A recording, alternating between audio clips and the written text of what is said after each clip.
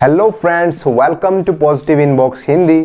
आज की कहानी शुरू करने से पहले मैं आप सभी का धन्यवाद करना चाहता हूं कि आप हमारी हर एक कहानी को इतना पसंद कर रहे हैं, उसे इतना प्यार दे रहे हैं। आप इसी तरह हमें सहयोग करते रहिए और हम आपके लिए इसी तरह की बेहतरीन कहानियां लाते रहेंगे।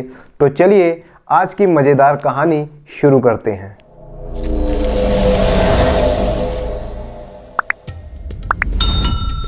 पुराने समय की बात है।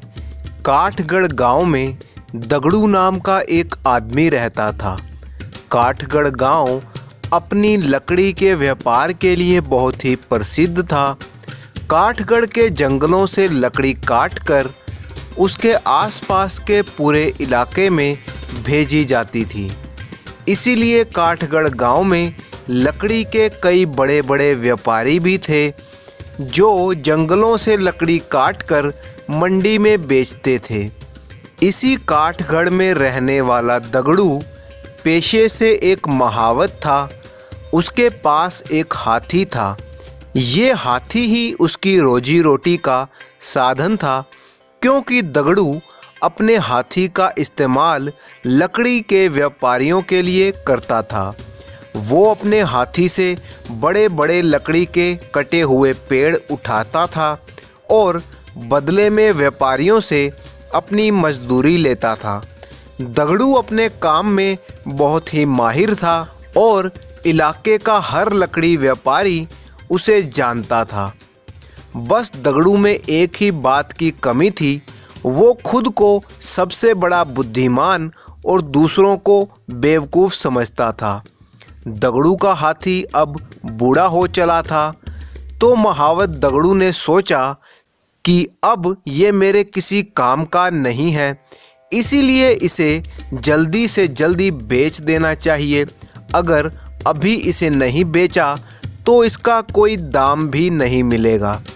अगली ही सुबह दगड़ू ने अपने हाथी को नदी में नहला धुला कर बिल्कुल साफ कर दिया और उस पर खूब सारा काला रंग और तेल लगा दिया। ये सब करने से हाथी जवान लगने लगा। दगड़ू महावत की ये तरकीब काम करती नज़र आ रही थी और फिर दगड़ू उस हाथी को बेचने के लिए चल पड़ा। दगड़ू ने सोचा, इस गांव में तो मुझे सब लोग जानते हैं, तो क्यों ना मैं इस हाथी को बेचने के लिए किसी दूसरे गांव के पशु बाजार में जाऊं। और इस तरह दगड़ू एक दूसरे नगर के पशु बाजार में अपने हाथी को बेचने के लिए पहुंच गया। इस पशु बाजार में नगर के बड़े बड़े अमीर और रईस लोग आते थे। दगड़ू का हाथी इतना शानदार दिखने लगा कि कई बड़े बड़े रईस लोग दूर दूर से उसे देखने आने लगे और कुछ तो उसे लेने के लिए उत्सुक भी दिखे। एक दिन पांडू नाम का एक आदमी पशु बाजार में पहुंचा। वो भी दगड़ू के हाथी को देखने के लिए आया। वो हाथी को देखते ही अपनी भौं सिकोड़ कर खड़ा हो गया। वो हाथी को कभी आगे से तो कभी पीछे से देखता। ये देखकर महावत दगड़ू का तो जी आधा हो गया। दगड़ू को लगा कि लगता है इस आदमी को पता चल गया है कि मेरा हाथी बूढ़ा है।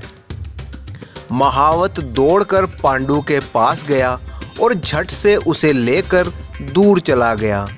दगड़ू ने 2 आने पांडू को दिए और बोला, चलो चलो रख लो और जाओ यहाँ से।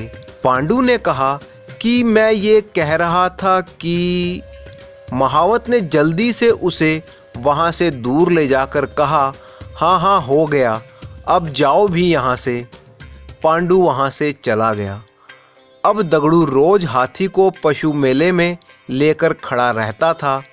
दूसरे दिन पांडू वहाँ फिर से पहुँच गया और लगा हाथी का मुआयना करने, कभी आगे से तो कभी पीछे से।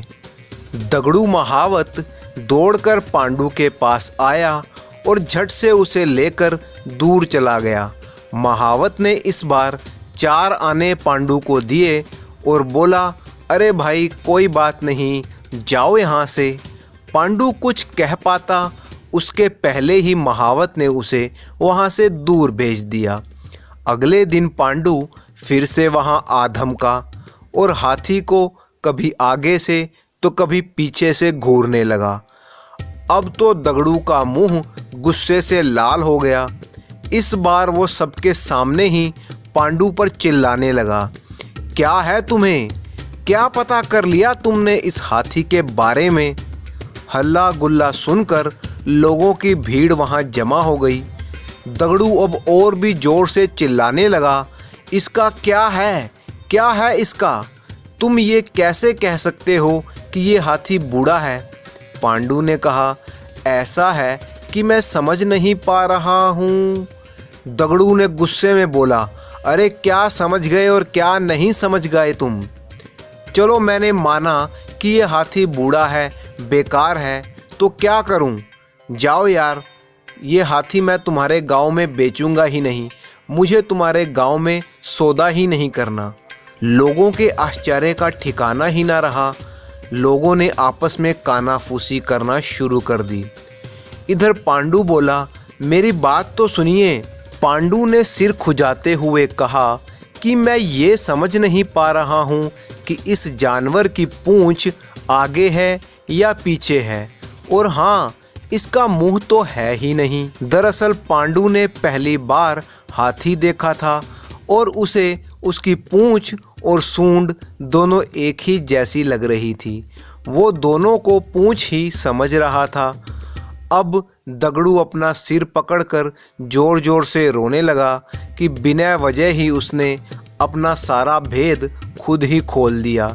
एक मूर्ख आदमी के चक्कर में उसने खुद ही अपनी सारी पोल खोल दी, और इस तरह से एक ऐसा इंसान जो खुद को सबसे सयाना और दूसरों को मूर्ख समझता था, खुद ही सबसे बड़ा मूर्ख बन गया। किसी ने सच ही कहा है कि इस दुनिया में सबसे बड़ा मूर्ख वही है जो दूसरों को मूर्ख समझता है। तो इसी तरह की मज़ेदार कहानियाँ सुनने के लिए आप चैनल को सब्सक्राइब कर लीजिए और वीडियो को लाइक और कमेंट करना बिल्कुल मत भूलिएगा। आपका कीमती समय देने के लिए बहुत बहुत धन्यवाद।